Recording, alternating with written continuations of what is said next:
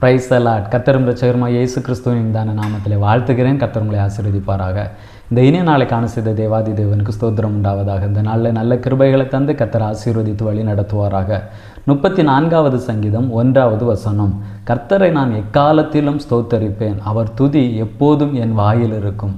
கர்த்தருடைய பரிசுத்த நாமத்திற்கு மகிமை உண்டாவதாக. இந்த சங்கீதம் தாவீது பாடின சங்கீதம்.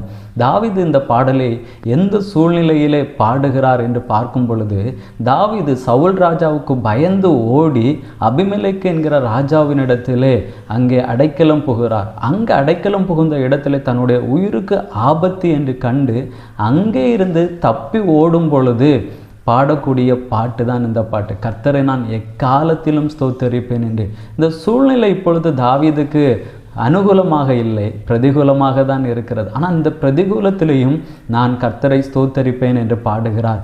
சூழ்நிலை எப்படிப்பட்டதாக இருந்தாலும், துன்பம் நிறைந்த சூழ்நிலையாக இருந்தாலும் தாவீது சொல்கிறான், நான் எக்காலத்திலும் கர்த்தரை ஸ்தோத்தரிப்பேன். அடுத்தது தொடர்ந்து சொல்கிறார், அவர் துதி என் வாயில் எப்பொழுதும் இருக்கும் என்று. அதாவது ஒரு மனுஷனுடைய வாழ்க்கையில் பிரச்சனை வரும் பொழுது, அதாவது சூழ்நிலைகள் பிரதிகூலமாக மாறும் பொழுது அதிகமாக முறுமுறுப்பு தான் வரும்.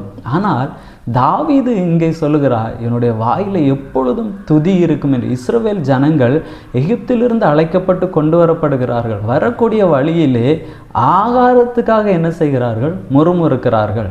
ஆனால் இங்கே தாவீது முறுமுறுக்கவில்லை.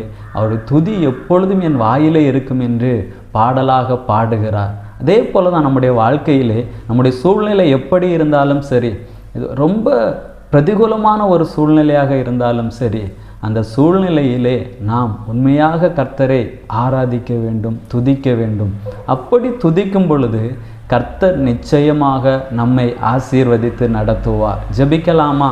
நல்ல தகப்பனே, உம்மை நன்றியோடு உம்மை துதிக்கிறோம் ஐயா, உம்மை ஸ்தோத்தரிக்கிறோம். இந்த வார்த்தையை கேட்க பண்ணதற்காக உம்மை துதிக்கிறோம் தகப்பனே. எக்காலத்திலும் ஸ்தோத்தரிக்கக்கூடிய அந்த துதிக்கக்கூடிய கிருபைகளை கர்த்தர் எங்களுக்கு தந்து ஆசீர்வதித்து நடத்துவீராக. இயேசுவின் நாமத்தில் பிதாவே, ஆமேன். God bless you.